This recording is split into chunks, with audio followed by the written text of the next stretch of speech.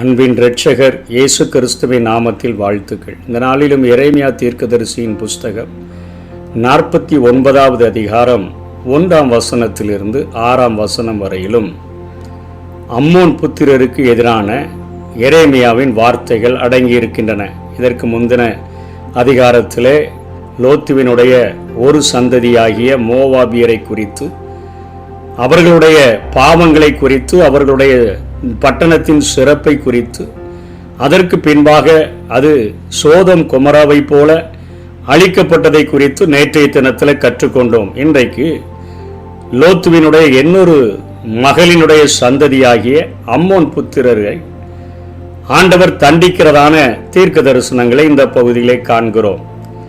என்ன காரணத்துக்காக தண்டிக்கிறார்? 1ஆம் வசனத்திலே அம்மோன் புத்திரரை குறித்து கர்த்தர் சொல்லுகிறது என்னவென்றால், இஸ்ரவேலுக்கு குமாரர் இல்லையோ, அவனுக்கு சுதந்திரவாளி இல்லையோ, அவர்கள் ராஜா காத் தேசத்தை சுதந்திரித்து கொண்டு அதன் ஜனம் இவன் பட்டணங்களில் குடியிருப்பானேன் என்று சொல்லி ஆண்டவர் ஒரு கேள்வி கேட்கிறார்.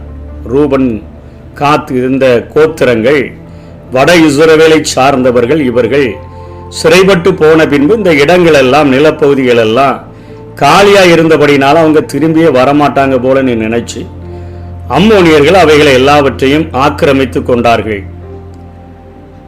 4ஆம் வசனத்தில் அவர்கள் தங்களுடைய செல்வத்தை நம்பியதோடு கூட தங்கள் பள்ளத்தாக்குகளை பற்றியும் அவர்கள் பெருமை கொண்டவர்களாக அவர்கள் காணப்பட்டார்கள். ரூத் காத் மக்களின் இடங்களை எடுத்துக்கொண்டார்கள்.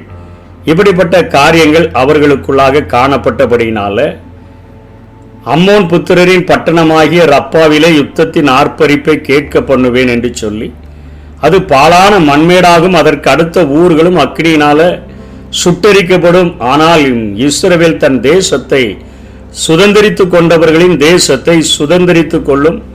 எஸ்போனே அலறு ஆகி பாழாக்கப்பட்டது.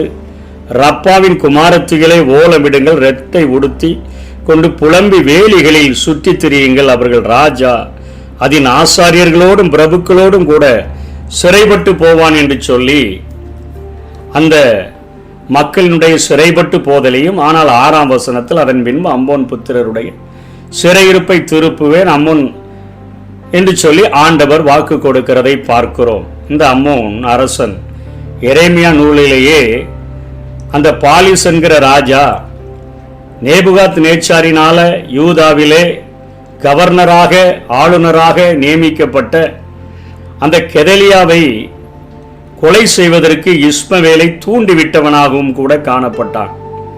இப்படிப்பட்ட காரியங்களின் நிமித்தமாக அடுத்தவனுடைய இடங்களின் மேல ஆசை கொண்டு அதை முற்றிலுமாக எடுத்துக்கொள்ள வேண்டும் என்று சொல்லி நினைக்கும் பொழுது, யார் இதை தட்டி கேட்க போறா என்று சொல்லி நினைக்கிற தேசத்துக்கு விரோதமாக ஆண்டவர் தன்னுடைய நியாய தீர்ப்பை வழங்குவார் என்கிறதை இந்த எரேமியா தன்னுடைய தீர்க்க தரிசனத்திலே அம்மோன் புத்திரருக்கு எதிராக தீர்க்க தரிசனம் உரைக்கிறார்.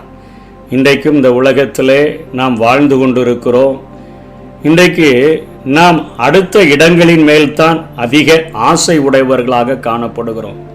திருட்டு மாங்கா தித்திக்கோ என்று சொன்னது போல, ஒரு நிலத்தை அளப்பதற்கு நம்முடைய இடத்தையோ அல்லது பக்கத்து இடத்தையோ அளப்பதற்காக அதிகாரிகள் வந்தார்கள் என்று சொன்னால், நாமும் அதிலே மிகவும் ஜாக்கிரதை உள்ளவர்களாக நின்று கொண்டு ஒரு அடி அந்த பக்கமோ இந்த பக்கமோ சென்று விடாதபடி ஜாக்கிரதையாக இருப்போம்.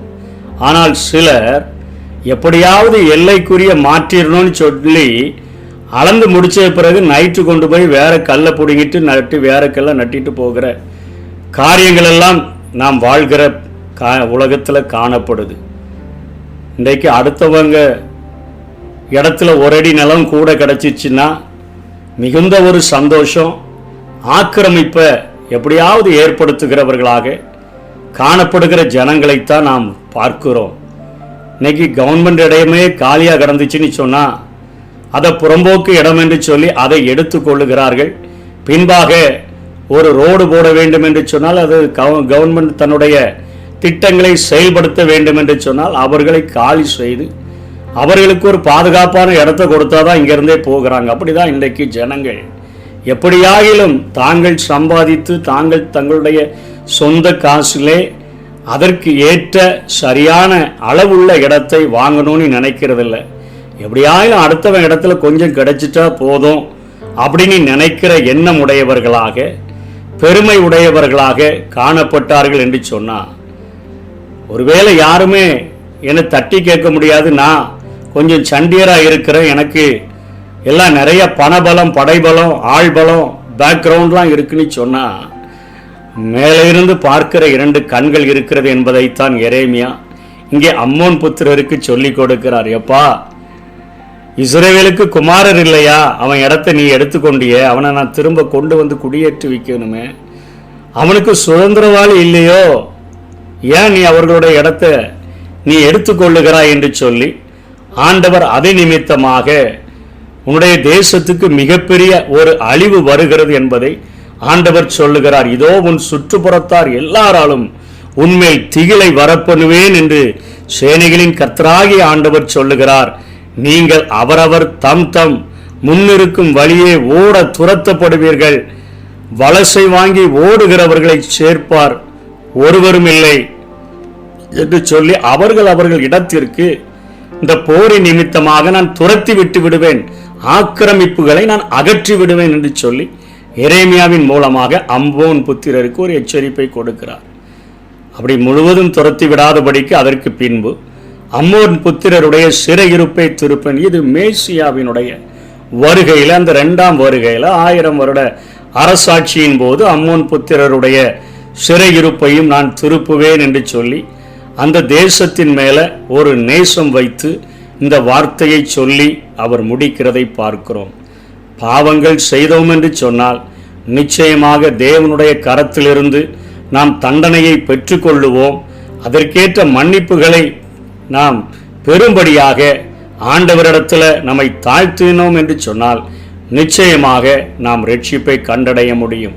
எப்படி சகேயு என்று சொல்லக்கூடிய ஒரு ஆயத்துறையில் உட்கார்ந்திருக்கக்கூடிய ஒரு டாக்ஸ் கலெக்டர், அவன் ஆண்டவராகிய இயேசு கிறிஸ்துவை பார்க்க வேண்டும் என்கிற ஆசை உடையவனாக ஒரு அத்திமரத்தை கண்டு அவன் குள்ளனாய் இருந்தபடினால் அதை ஏறி அவன் அங்கே நின்று பார்க்கும் பொழுது மரத்தின் கீழே இயேசு வந்து அவனை அழைத்து, சகேயுவே, நீ கீழே இறங்கி வா, இன்றைக்கு நான் உன் வீட்டில் நான் தங்க வேண்டும் என்று சொன்ன பொழுது ஆண்டவராகிய இயேசுவை அவன் உண்மையாக தரிசித்த மாத்திரத்தில் அவன் சொல்லுகிறான், ஆண்டவரே, என்னுடைய ஆஸ்திகளில் நான் பாதியை நான் ஏழைகளுக்கு கொடுத்து விடுகிறேன். ஏன் என்று சொன்னால் நான் எல்லாமே ஏழைகளை அடித்து பிடிச்சி நான் சம்பாதித்த காசு தான்.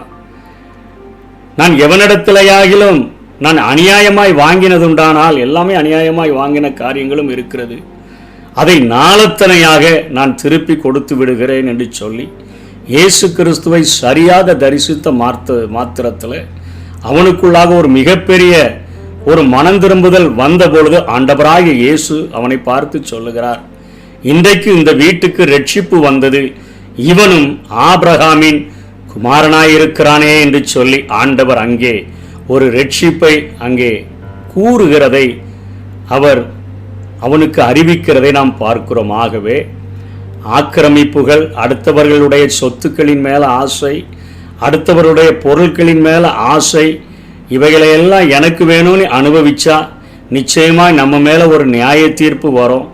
மனம் திருப்பி கொடுத்துட்டோன்னு சொன்னா தேவனுடைய ரட்சிப்பை நாம் பெற்றுக்கொள்ள முடியும். அப்படிப்பட்ட ஒரு ஜாக்கிரதை உள்ள வாழ்க்கை வாழ்கிறதற்கு நம்மை அர்ப்பணிப்போம். கர்த்தர்தாமே நம்மை ஆசீர்வதிப்பாராக. ஆமென்.